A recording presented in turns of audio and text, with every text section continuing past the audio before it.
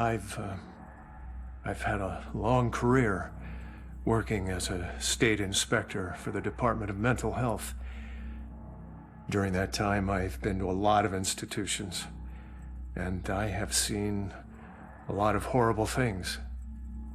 But nothing even comes close to the evil events that I witnessed at Fairhaven Sanitarium, the place they now call Lux Eterna.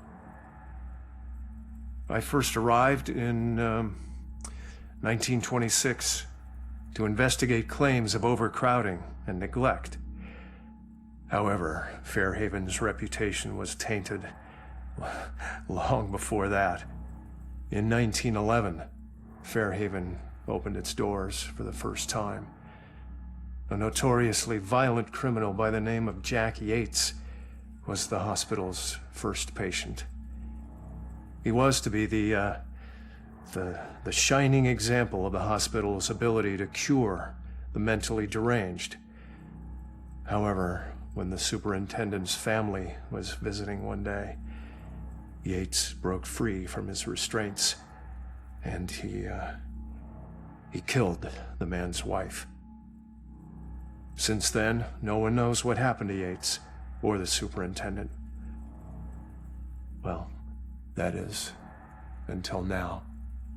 Superintendent Wallace Halstead greeted me at the door. He seemed as empty and unkempt as the patients he lorded over. And as I conducted my evaluation, I couldn't help but notice how nervous he got when I passed by a small broom closet. And naturally, I felt it necessary to find out why. When I opened the door, I was hit by the overpowering smell of human excrement. As the light flickered on overhead, I was horrified at what I saw. A withering man lay shackled to the floor in a pile of his own filth. Years of sunless existence had turned his skin, hair, and eyes milky white. He'd been chained there for so long that his skin had grown over the shackles. It took me a moment to realize that the husk of a man was Jack Yates. The police arrived and Dr. Halstead was carted off.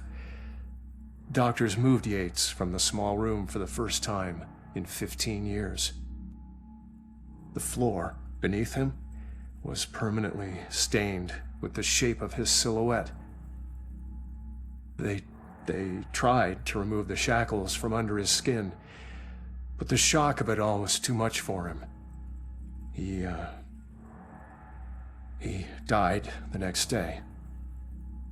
I watched as they walled up his tiny prison, trying to pretend that it never happened. I honestly hope he's in a better place, although the staff still claims to hear his agonizing wails coming from inside the walls.